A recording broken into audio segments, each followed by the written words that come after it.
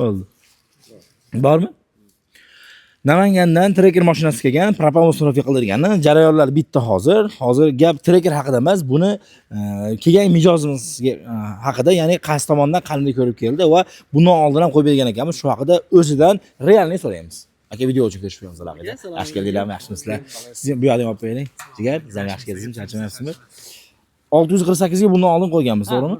7 ocha bo'ldi qo'yganmiz. U paytda nomeri ham yo'q edi. Yangi salondan olib chiqqan paytda. Qalay yurgan?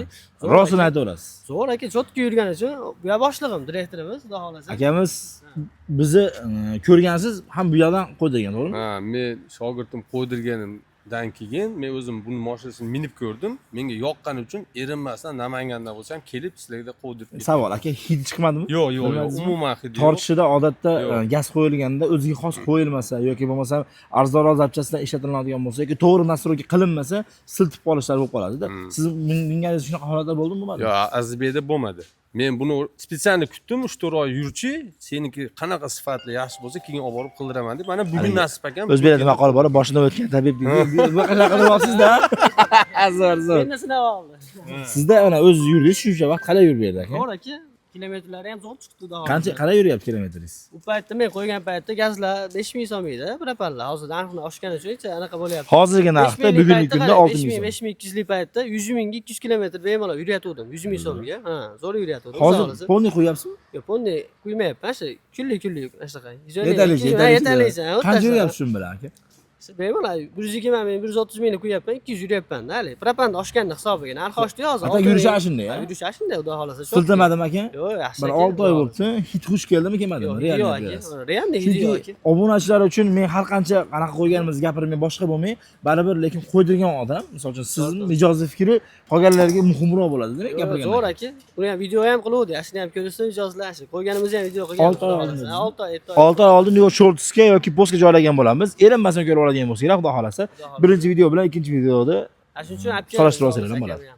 Ukalar ishinglarga omad. Xursandmiz. Omad молодец. Barakasini bersin. Amin aka. Men faqat Azizbek emas, boshqa bitta ikkita o'zi tanishlardan so'radim. Mana shunaqa joy sizlarni gapirdi. Mana erinmay Odiljon bilan ertaman kelib qo'ydik.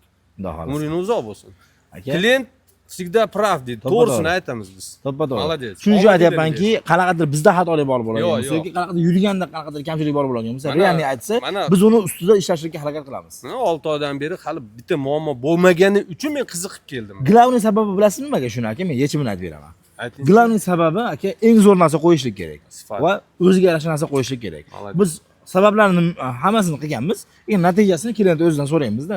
Har bir mashinani eslatib o'taman, parametriga xos ravishda zapchasada tanlab qo'yiladigan bo'lsa, sizning yurgan mashinangizda bilingki, muammo bo'lmaydi. Muammo bo'ldimi, albatta garantiya bergan joyga keling.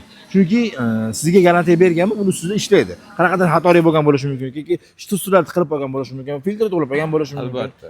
Birgalikda yechim bo'ladi. Lekin glavniysi aka eng asosiysi eng yaxshi zapchas qo'yishlikda. Mehnatingni halol. Aka rahmat.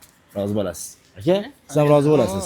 Siz bo'lsa videoga hozirdan like bosib qo'ying. Bu videoda propan qo'ydiraman deb yurgan akalarga, o'ylanib yurganlarga hozir jo'natib qo'ying. Kommentariyada o'za fikringizni yozib qoldiring. Albatta biz uni o'qib chiqishga harakat qilamiz. Bizdan uzoqlashmang.